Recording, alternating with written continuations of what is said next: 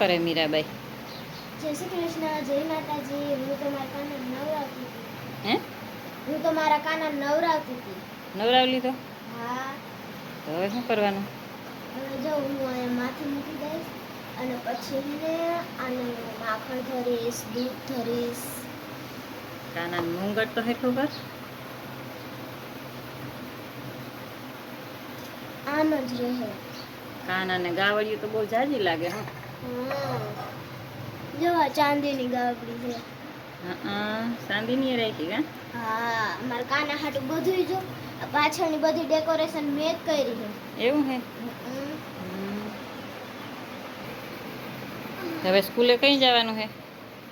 10:30 વાગે. હા તો હાલો હવે પછી મોડું થાય. મગ. હે? મગ. એને શું કરવા? મગના ઢોકળા કરવા.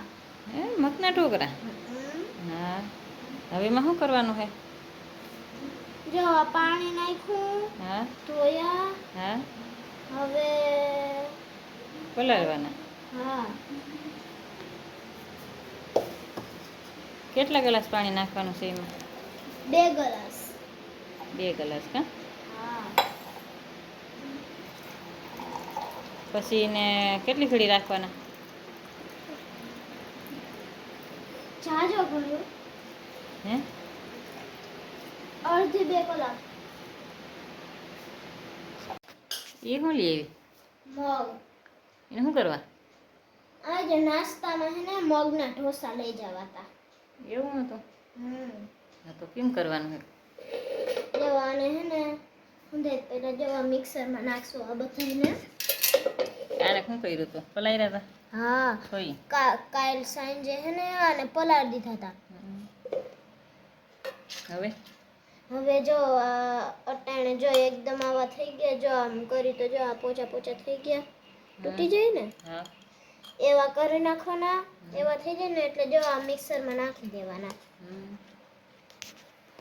પછી બધા મિક્સરમાં નખાઈ જાય ને એટલે હેને આને હેને ગ્રેવી કરી નાખવાની આની.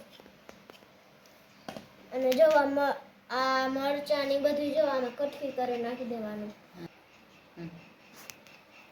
આમાં મરચાની કટકી કરી નાખવાની, પછી આમાં આદુ નાખવાનું અને પછી આને હેને હવે હું બનાવીશ ગ્રેવી. તો હવે થઈ ગઈ અમારી ગ્રેવી તૈયાર. આમ જો કેવી મસ્તીની થઈ. હવે આના આપણે બનાવશું ઢોસા. એનું પાણી અને તેલ બે મિક્સ કરી ઢોસા બનાવીશ. તો જો મેં આ બાઉલમાં તેલ અને પાણી બે મિક્સ કરી લીધું છે.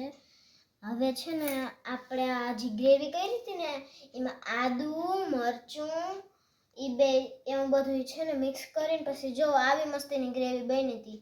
અને ગ્રેવી કરી લીધી. હવે આ તવો છે ને હવે આપણે સિલિન્ડર ચાલુ કરીએ.